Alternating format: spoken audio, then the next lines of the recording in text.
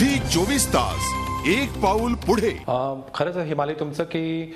सगळ्यात पहिले मुख्य आरोप त्यांनी हा केलाय की या बुकीजचे त्याचं साठलोट जे आहे ते IPLचं सत्र सुरू होण्याच्या बऱ्याच आधीपासूनचं आहे। म्हणजे याचा अर्थ ह्या बुकीज बरोबर चेन्नई मधल्या आणि दुबई मधल्या बुकीज बरोबर त्याचं जे काही साठलोट आणि जे कॉन्टॅक्ट्स होते हे फार आधीपासूनचे आहेत आणि त्याचं म्हणणं आहे की तेव्हा हे एक साईड बिझनेसच्या पद्धतीने होतं पण ते आता हळूहळू त्याला एक मोठं स्वरूप आलेलं आहे असं त्यांनी सगळ्यात पहिला आरोप केलाय। दुसरी गोष्ट असं तो म्हणतो की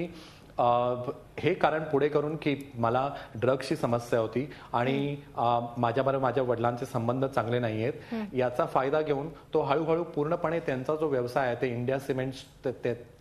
चे मालक आहेत एवढ्या मोठ्या कंपनीचे आणि BCCIचे चीफ आहेत त्याच्याशिवाय त्यांचे अनेक बिझनेसमध्ये इंटरेस्ट आहेत त्या सगळ्या बिझनेसेसमध्ये तो असं म्हणतो की हळूहळू यांनी स्वतःचं जे जाळं आहे ते वाढवायला सुरुवात केली आहे आणि तो नेहमी हे कारण पुढे करतो आणि याच्यामुळे माझ्या आणि माझ्या आई वडिलांमधला दुरावा कसा जास्त वाढेल याचा तो प्रयत्न करत असतो। हा त्यांनी म्हणजे सगळ्यात मोठं मय्यप्पनवर आरोप केलेला आहे। नक्कीच मय्यप्पनवर तर आरोप केलेलेच आहेत पण वडिलांशीही त्याचं फारसं पटत नसल्याचं त्यांनी या मुलाखतीमध्ये दरम्यान म्हटलेलं आहे। वडिलांवर त्याने नेमका काय आक्षेप घेतलाय? हिमाली सगळ्यात पहिली गोष्ट म्हणजे पहिलेपासूनच त्याच्या वडिलांबरोबर त्याचे संबंध फार चांगले एक्झॅक्ट नाहीत कारण तो समलैंगिक आहे आणि तो आपल्या पार्टनर बरोबर उघडपणे समलैंगिक आहे आणि राहतो हे त्याच्या वडिलांना आवडत नाही आणि गेल्याच वर्षी त्याच्या वडिलांनी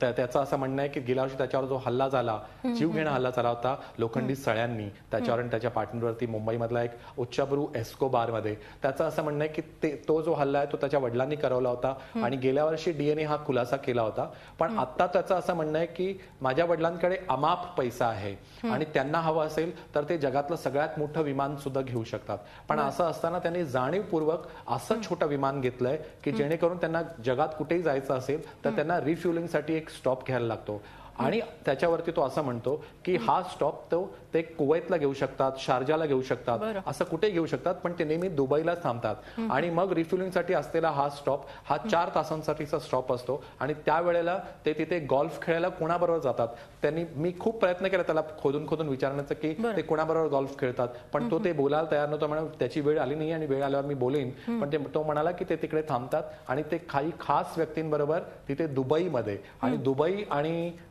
कोणत्या अंडरवर्ल्ड मधल्या इसमासात दुबईशी लिंक आहे आणि त्याचं कसं क्रिकेटच्या फिक्सिंगची लिंक आहे हे ऑलरेडी आपण चर्चेत पाहिलेलंच आहे याच्या आधी आलेल्या चर्चेमध्ये पण तो नाव घेत नाहीये सध्या पण तो म्हणतो त्याच्याकडे कागदपत्र सुद्धा आहेत आणि डॉक्युमेंट्स आहेत त्या गोष्टीचे पण तो वेळ आल्याशिवाय हे समोर आणणार नाहीये। हे नक्कीच त्याने मय्यप्पनवर गुरुवर विशेषतः अगदी खुले आरोप केलेले आहेत त्याचे कसे संबंध आहेत बुकिंगशी वगैरे जरी त्याने नावं घेतलेली नसली तरी सुद्धा अशा या घरच्या आहेरामुळेच